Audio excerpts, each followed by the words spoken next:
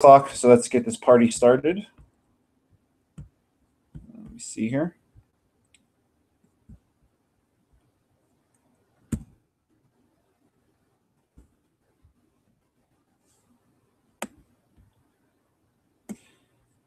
All right, so hello everyone and happy Monday. Since we have some new faces this week, I just wanted to first welcome you to the team and say hi, I'm Chuck, your coach. We do have a ton of questions this week, so thank you everyone that submitted. I would like to get to them as quickly as possible. But again, I did want to mention that since this next coming weekend is my wife's birthday and it's Easter, I may be a little bit slower as far as going through updates and getting responses to you over the weekend. I'll try to catch up as best as I can. Normally, I have everything done by Sunday afternoon. Because of the holiday, that will be a little bit delayed, so I'll do my best. All right, so on to the questions. Our first question is a doozy, literally. It comes from Wayne. Wayne asks, a while back you mentioned in a conversation that alcohol impacts metabolism. Can you expand on that a little? So thanks for the question, Wayne. This is a great question. To repeat the question, it's really how does drinking alcohol affect your metabolism and thus affect fat loss? So basically, if you go over your maintenance calories, maintenance is your calorie number that where if you eat that amount, you'll stay the same weight.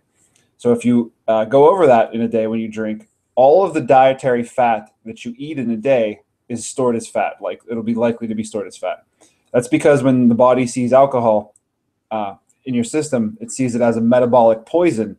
So all of your metabolism functions turn towards burning up that poison. So everything else is kind of put on hold. So that's why if you're over your calories for the day, all that fat's going to be stored as fat. Now, this really isn't an issue if you're not overeating as a result of the alcohol, but the calories that come from the alcohol also still count. So let's just say your target calories for the day are 1,900 and you have one vodka and Diet Coke. And you count everything, including the vodka and Diet Coke calories. And so as a result of that, you're under your 1,900 calorie goal. That's not a big deal. It's really not worth worrying about. You're still going to burn off the excess energy from the alcohol first, and then you'll just process your calories as normal. Not a big deal. Once you go over your calorie goal, you're likely forcing your body to store the fat while it metabolizes the alcohol. So if let's say you have a big event like a wedding or a party that you're going to be drinking at, and it's not going to be one drink, and you don't want to really limit yourself on calories or the number of drinks, there's a specific strategy you can use. You'd basically want to eat mostly protein leading up to the event. You can have, like, say, 100 grams of carbs. Limit fat as much as you possibly can that entire day, as low fat as you can humanly get. You can eat unlimited protein, though, essentially. And then when you have the event, you just enjoy yourself. So the result of that would be if you're eating limited amounts of fat, you're unlikely to store it. It's possible that due to dehydration, you'll see a nice big scale drop the next day. But by getting nutrients in beforehand and mostly protein, you basically have minimized the damage you could possibly do by over drinking too much, essentially. Another strategy is if you want to regularly include alcoholic beverages like a couple times a week, is to count every serving of alcohol normally for its calories, whatever you can find in MyFitnessPal equivalent, but also add an additional 5 grams of fat per serving of alcohol. So that's to say you have a Guinness. A pint of Guinness, I think, is like 200 calories.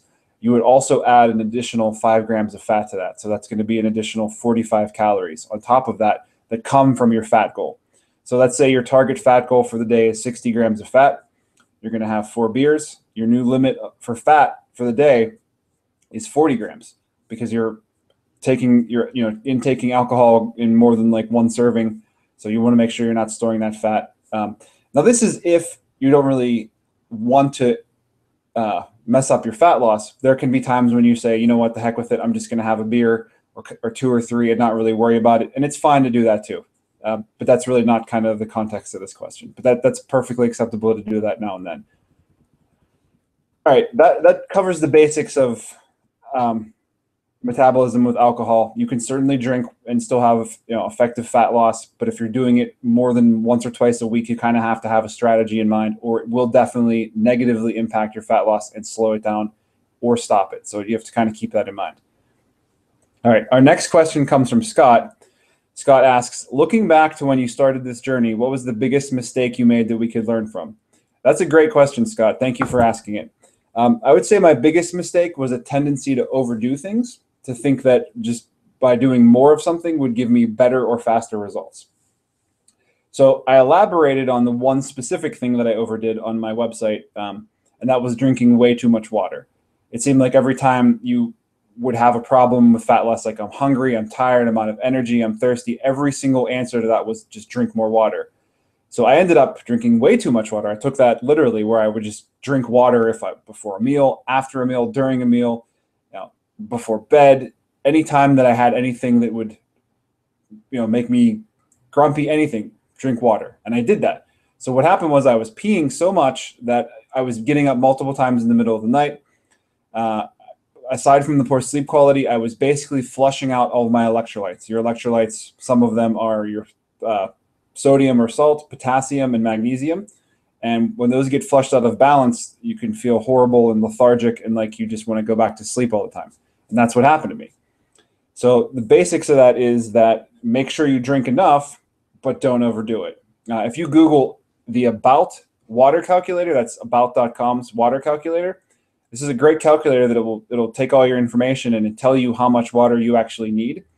A lot of the calculators don't take into account how much water you get from food, meaning the foods you eat also have water in them, and that's considered part of your water intake. So a lot of people don't count that and end up drinking too much water as a result. So this calculator on about.com will tell you exactly what you need, and it takes into account things like what elevation you're at, which matters, the humidity of the region you're in, things like that. So to apply that further about taking things too far, I also used to think that I could simply continue to eat fewer calories to speed things up. So at the time, I was still over 350 pounds. I'm 6'4" on a good day. And I kept dropping my calories lower and lower to make things go faster and faster and faster. I'm talking I've gotten as low as 1,300 calories for someone with my frame. This made me incredibly hungry, cranky, and it probably contributed to some of my loose skin problems, because if you lose weight too rapidly, the skin may not have time to kind of snap back. There are some other factors involved there, but that's one of the ones I think that if I would have slowed down a little bit, it would have been less of a problem than it is for me now. So to learn from those mistakes, I'd say that you should try to become passionate about the process itself rather than only focusing on the end goal. Because when you reach that end goal, you still need to maintain the process you used to get there, or you'll likely regain your lost weight. So say, for example, not an example, but pretty much the lifestyle that I've found that works well for me and for all my clients is a higher protein, higher plant diet. So as long as you stick with that, once you reach your target, you should be able to maintain that, because the combination of those things will help you maintain muscle mass and build muscle mass and not be hungry all the time. So if you're not in love with the process or passionate about the process, and you just think, well, I'm going to get to my goal weight and then go back to eating a bunch of stuff out of a bag from a gas station, or I'm going to drink a 2-liter of Mountain Dew every day. I'm saying that one because that used to be me. Or I'm going to order a steak hoagie and put cheese sticks on it for dinner every day. That again was me. You can't go back to that. So you have to kind of make the process you use to lose the weight one that you can live with for the rest of your life. And that's something I had to learn the hard way, because I just kind of felt like I could rush it just to get through the fat loss because I had 200 pounds to lose. But that unfortunately doesn't work that way. It's a long process. I've been at this for 7 years now, and I'm still going at it. It's not something that just ends once you reach a certain number on the scale. It's a continual process that's a lifestyle. So, all right, our next question comes from Motts, and Motts asks, when I screw up royally and hit my calorie target by the middle of the day, how do I deal with hunger and cravings as the rest of the day progresses? So thank you for the question, Motts. I'd say that when you've already screwed up, and the first thing to do is stop and reflect upon how and why you messed up, and make sure you use that as a learning experience. You're going to hear that a lot from me, because you can't really mess up. Your plan is flexibility. So you can't make a mistake, you can make a misstep. And when you make a misstep, you're in control because you can learn from it and use that learning experience to avoid that behavior next time or improve your response to that behavior next time. So you can ask yourself, what happened? How can I do better or avoid this from happening next time? So this is a learning process. You're going to screw up. It's good to screw up because that's when you learn, and you learn what does not work for you and what does work for you. Because I'm providing all of you with a framework, but you have to make that framework fit your unique situation. So there may be changes you make to it that work better for you than other things, but the framework has to be yours. It can't just be a list of rules you check off on a daily basis. It has to be something that you can apply. You can experience a situation you've never encountered before and use that model of the framework to kind of figure out what works best for you in that situation. And again, it is a learning experience. So let's say once you've gone over your calorie limit and it's not even 2 p.m. So you still have a meal left in the day, which would be dinner. I would say try to eat mostly green vegetables and a lean protein source. So let's say, for example, and I do this more often than I'd like, but I do it. I'll go out to breakfast on a weekend and I'll eat all my day's calories in a single meal by 10 a.m. So likely what I'll do is skip lunch because, I've eaten 2,000 plus calories in a single meal. I would skip lunch and stay hydrated with lots of water. And for dinner, I would likely just have some chicken breast and salsa on a mixed green salad. So even if I'm going over on my calories as a result of this lean protein and vegetable meal, it's going to help me with hunger, of course, but it's a single day. It's not worth worrying about. And by having that plan in place, I've basically prevented myself from saying, screw it, I'm just going to eat whatever I like because I already messed up anyways. That black and white mentality is really damaging because that turns into, well, I screwed up yesterday, I might as well just keep going. Well, that turns into, I screwed up this weekend, I might as well not care what I eat this week. That turns into, I ate like crap last week, I might as well not care this week. And that kind of snowballs. It's important to not have that all or nothing mentality where it's just one day. You need to immediately return to your new habits, and that day in the long term will mean absolutely nothing. Part of how much that day can impact you is based on how you perceive it. So if you feel that you screwed up and you're down on yourself and you're stressed out about it, it's going to have more of an impact than if you just say, oh, well, I messed up, I learned from it, let's move on. It's going to have less of an impact if you can just move on. And a lot of that is different hormones that respond to stress and can make you retain water and things like that. So it's important to remember. All right, the next question comes from Neil. Neil asks, is there something like MyFitnessPal that actually has images of food for size and servings, etc.? I'm pretty sure that what I had for lunch today was smaller than the thing I picked on MyFitnessPal. Thank you for the question, Neil. I am unfortunately not aware of something like MyFitnessPal that's picture-based for portions. However, in general, if you're not ordering at a restaurant, you probably want to be weighing your food on the food scale to get an idea to help you kind of retrain what the portions are that fit your goals. But if you're ordering from a restaurant or getting takeout or something from like the grocery store, like a deli, you'll need to estimate. For fat loss, it's better to overestimate than underestimate. But let's say this is an item that you're going to be eating regularly. You want to pick the same entry each time that you order it, even if it's an estimate, because calorie counting and tracking is not an exact science anyways. What I try to do is try to find restaurants with similar items that provide nutritional information and base it off of that. So, for example, it's Lent for Catholics, and we go to a fish fry every Friday. Now, obviously, these fish fries, the fish are of varying sizes, different kinds of batters or breadings, different kind of buns, different size buns, different side dishes, and none of them have nutritional information. So what I do is I know that I'm from Pittsburgh, and we have a equivalent of Denny's or Bob Evans or King's, one of those like kind of chain diners called Eaton Park, and they have a fish sandwich that's bigger than any of the ones available at Fish Fries. So I base all of my calorie tracking off of the Eaton Park fish sandwich. So basically I overestimate, and if I end up getting a fish sandwich that's the same size as the one I'm going off of, great. If not, that's great too. It evens out over time. So it's basically you just have to find an estimate that you can track calories for and use that as your baseline. I'd also wanted to mention that if you have MyFitnessPal, if you have a smartphone, get the MyFitnessPal app for your smartphone. Number one, it's actually better than the website in some aspects. And it also has a barcode scanner. So if you're buying food that has barcodes, like say, I think someone was asking about a chef salad. Let's say you pick up a chef salad from the deli section of your grocery store and it has a barcode. Someone may have already added the nutritional information for it, so you can just scan that barcode in, and it works on pretty much anything.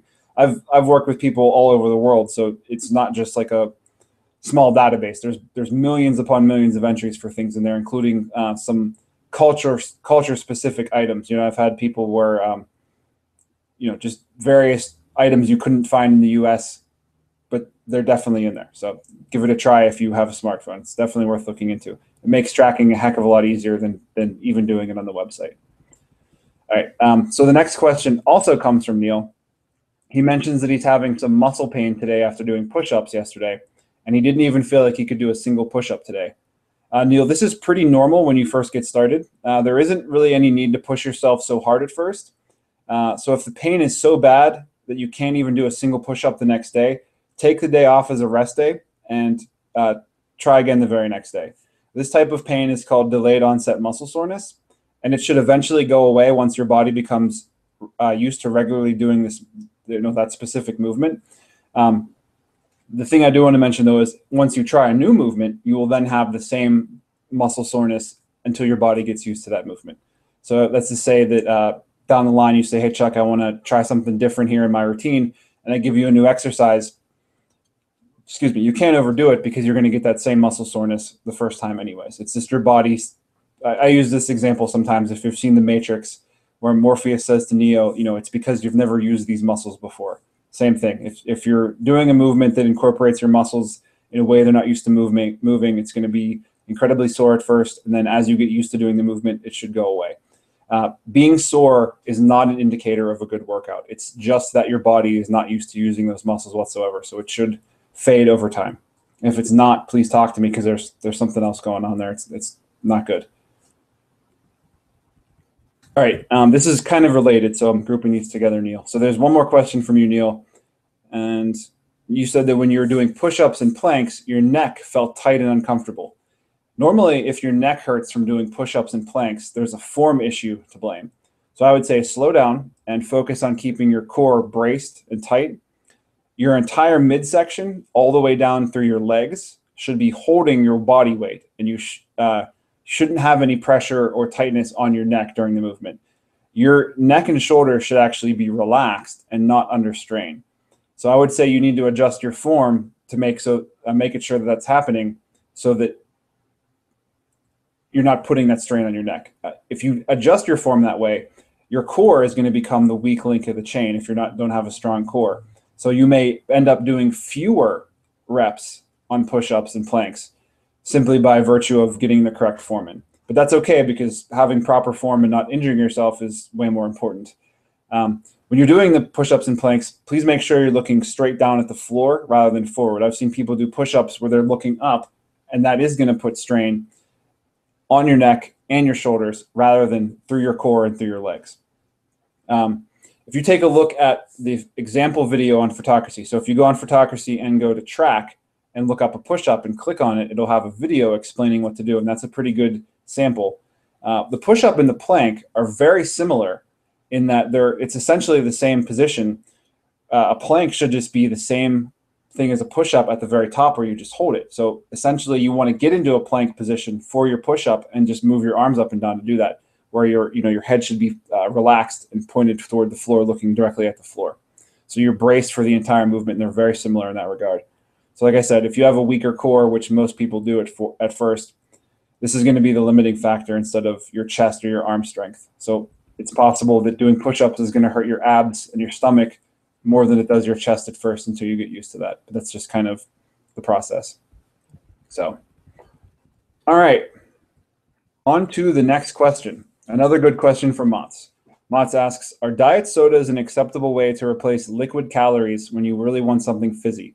I've heard people say that it hurts you by making your brain continue to crave sugar, even if it's artificial.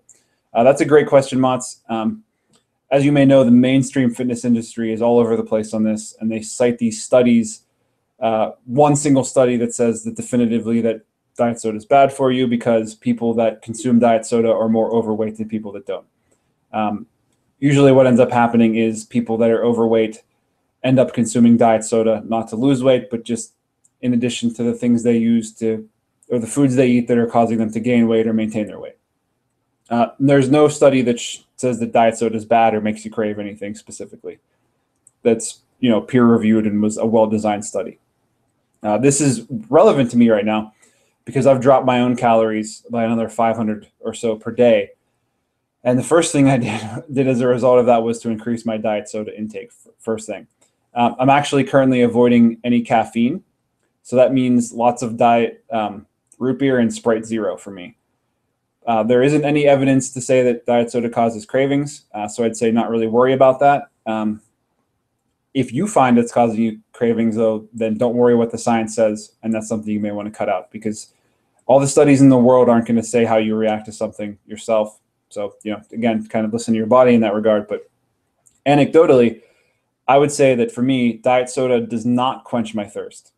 So if I combine it with a filling meal, it helps me feel more full, but then I'm also still thirsty. So keep that in mind. That may not apply to you, but artificial sweeteners don't make me less thirsty. They just kind of, feel good from the fizz and fill me up stomach-wise, but I'm still thirsty after that. So please keep that in mind. That may apply to you too. I do want to add that diet soda is not great for your dental health. So I do try to limit it as much as I possibly can. But if you do want something fizzy, diet soda or even like diet seltzer water is probably the way to go. But again, you have to kind of watch, erode the enamel on your teeth if you're drinking it all day long nonstop as your only beverage. So you have to kind of watch that. All right, on to the next question. This question comes from Erica, and she asks, what do you recommend as far as rest time between sets and between different exercises? Thank you for the question, Erica. That's a good one. I normally say to not rest longer than 2 minutes between sets of exercises.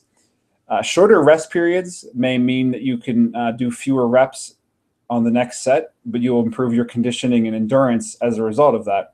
You won't be in the gym as long either, because if you're doing a lot of work, those minutes between sets and exercises can kind of add up and make it take longer. Now, again, I think it depends on the exercise. On some exercises, I personally just rest until I'm ready again.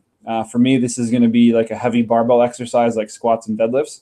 On all my other exercises, I try to keep it to 2 minutes. Sometimes I tell myself I'm going to keep my squat sets between 2 minutes, but it never happens. It's always 3 to 5 minutes for those because they take a lot out of me. And a lot of that is the breathing aspect.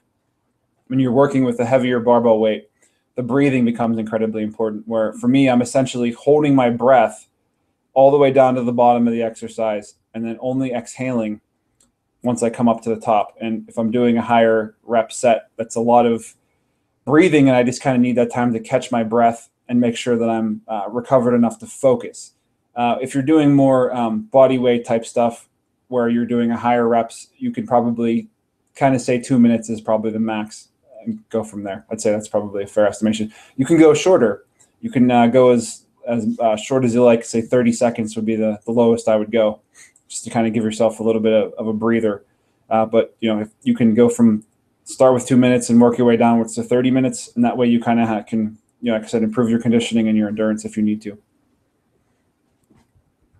All right, another question from Motz. Motz asks, how do you handle cravings for salty snacks without taking in too many calories? I have a lot of problems at work between meals when I suddenly feel like a bag of Fritos is the best idea in the world.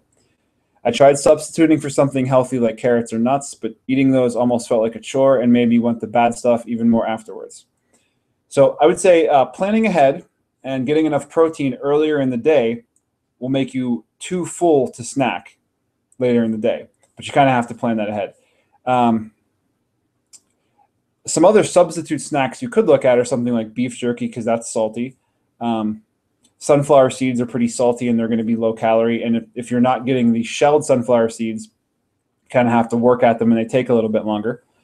Or you can get a substitute snack like Quest Protein. Quest Nutrition makes Quest protein chips. They are made with potatoes, but they are incredibly low calorie. They're very high protein and they're expensive. So that kind of limits you that you're not going to get like 4 or 5 bags in a day. So I think that makes a great substitute. And that's what when I go to the movies, I tend to sneak a couple bags of those in where it's like, I'm not having Quest protein chips every day, but it's a movie snack. It's nice and crunchy and salty, and they have like all my favorite flavors. They don't taste exactly like regular potato chips. They taste like air popped Pringles or something, but they have like sour cream and onion, which is one of my favorite chip flavors. So now this is another alternative. And many of you may not expect me to say this, but you could just make room for the Fritos by planning to have them in advance. I don't preach the idea of healthy or unhealthy foods. Health or unhealth is the sum of your entire day. Did you meet your calorie goals? Did you meet your protein needs? Did you get enough fat? Did you get enough good carbohydrates for energy? Did you get enough fiber? Did you eat enough vegetables to have your vitamins and minerals? And if you did, and you had Fritos, you still ate healthy. Just by having one item in there does not make your day healthy or unhealthy. It's the sum of your entire day. So, like I said, you could certainly plan to have Fritos in your day. That's going to come away from your carb goal and your calorie goal, but it's just food. It's not perfect food that supplies everything your body needs. But if you have a craving for it, and by having that bag of Fritos in your plan will allow you to stick to the rest of your plan the rest of the day, I'd say go for it. Just track it, make it work, and there's nothing wrong with them at that point. All right, and another question from Mats. Mats, this is a multi-part question. So Mats asks, does frequency or amount of meals during the day matter if you're hitting your macro targets? I.e., is it all right to drink protein shakes for most of the day and then cover your veggie and fiber needs with a meal that's cooked at night? That's a good set of questions, Mats, so thank you. Meal frequency is a very individualized preference, meaning there's no one way that's the optimal meal frequency or timing that applies to everyone as being the best. So it's really the best meal timing and frequency is the one that works best for you. I personally did intermittent fasting for a few years where I just didn't eat breakfast at all. I found that over the years, I think into the third year, I was increasing my coffee intake so much just to get through the fast that by the end of the day, nothing would fill me up. I could eat a 2,000 calorie meal and I'd be hungry afterwards. So I thought, where is this going to end? This is not good for me. So I switched back to having breakfast. Now, I eat meals at 7, 1, 6, and 8:30, usually around that time. So 4 meals is kind of what works for me. Your body produces a hormone called ghrelin. It sounds like gremlin. So after you're used to eating those meal times, where let's say I'm used to eating at 7 a.m., if I don't, that hormone tells me it's time to eat. So if I skip my breakfast, I'm starving by 9 o'clock. But you can repattern that hormone, meaning if you skip breakfast long enough, you'll start being hungry later in the day and later in the day and later in the day. So you can change that, but it's not an overnight thing. You can't switch from eating breakfast every single day to never eating breakfast overnight and not be hungry from it. It is a process that's like a gradual change that takes some time to come into effect. So regarding the protein shakes, I would recommend that you try to get most of your protein intake from solid foods and cut out all liquid calories if you can, unless it's beer, because beer is good. Yeah, liquid calories are okay, but you're better off you're chewing your protein if you can. If you need to get some protein shakes in to kind of get the rest of the way to your goal, there's nothing wrong with that. I just don't recommend you getting all your protein from liquid. The result of that might be you're extra hungry. You're missing out on micronutrients by not having your protein from a variety of sources. It's good to have your protein and your fats and your carbs from different sources throughout the day, meaning like dairy, animal, plant, things like that. You kind of want to vary that. The other thing is most people will need, I'm going to say pretty much everyone that would be listening to me would need at least 25 grams of fiber in a day. The bigger you are, the higher your calorie needs, the more fiber you need to help digest that. I personally take in about 40 grams of fiber a day, and I'm about 220 right now. So, and I'm now taking in roughly 2,000 calories a day. You may find it pretty difficult to get 25 grams of fiber in a single meal at night. And even if you could, you may pay for that horribly. 25 grams of fiber in your digestive system all at once and having, protein throughout the day, the more protein you take in, the more fiber you need to help digest it. So you may be putting a hurting on your digestive system and may pay for that later. So I'm not going to recommend that. I want to say that Remember, the dietary framework you're going to use to lose weight should be the same framework you're going to use to maintain that weight when you're done losing. So if you run into a situation like this, ask yourself, do I want to be doing this behavior in 10 years from now in order to maintain my weight loss every single day? If not, I'm going to say the method you're questioning is probably unsustainable. So in this situation, do you see yourself 10 years from now having lost weight, only drinking protein shakes for every single meal except for dinner, and then trying to cram 30 grams of fiber into a dinner meal? If you can say yes to that, I'd say go for it. I'm going to guess most people are going to say no. So I'm going to say that's unsustainable. I've essentially kept my framework intact for 7 years in a row now, and I haven't regained any weight that was not intentional, meaning I've gotten as low as 200 pounds. And then as a result of weightlifting, I've intentionally gained back up because I lost some muscle and I kind of wanted to rebuild some of it. So I credit this because I mentioned this before, but I really love the process itself and sticking with that same process when I try to maintain my weight. There have been periods where I took a break, just wanted to kind of maintain my weight. The most recent example was through my last semester in college last year. So from like August through January 1st of last year, I maintained my weight, but the framework was the same. All my same habits were there, and I was able to do that without regaining a bunch of weight and kind of backsliding. All right, that is all 12 submitted questions. You guys kind of blew up the questions here. And let me just kind of switch over and see if anyone submitted any additional ones while I was talking for the half an hour.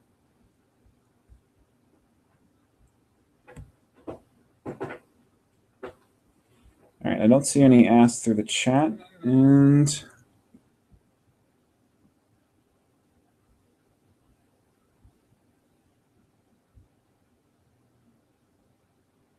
all right, I am not seeing any additional questions asked. Well, thank you for all the questions, everyone that asked them. I hope you found the answers useful. If you needed some additional discussion as to what my answer was, I'd be more than happy to have that with you through the groups. So Hangouts are generally Mondays, 8 p.m. Eastern Standard Time, which is New York City time. And then every Sunday morning, I'll post the link to the Hangout in advance, and you can ask questions through that post, just reply to it, and we'll go from there. All right, well, everyone have a great night and a great week, and I will be doing a weekly check-in on Wednesdays to all the groups and just kind of seeing how you're doing, and I'll talk to everyone then, or if you have an issue that comes up in the meantime, I'll talk to you then. All right, take care. Thank you for listening or watching too.